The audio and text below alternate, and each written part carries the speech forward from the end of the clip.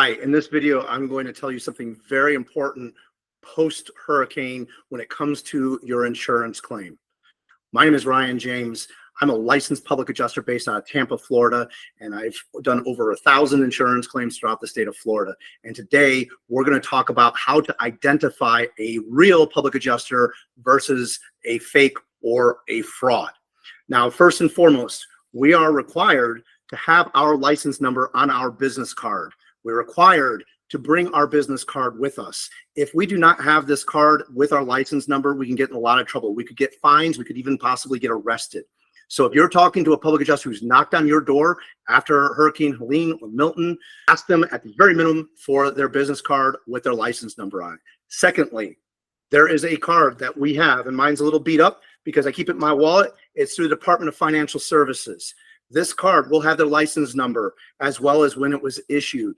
If they don't have this card, I would be suspect. It opens up, it's got this little thing on the back.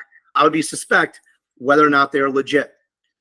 Finally, a way to really check if they're legit, if you need to, we're going to include a link to Department of Financial Services, and this link will allow you to enter in their first name, their last name, their address, or even just their license number to get all of their information to see if their license is valid, to see if their license is valid in the state of Florida, because we have a lot of people coming in from other states claiming to be public adjusters. We have people coming in who are claiming to be public adjusters who aren't even licensed.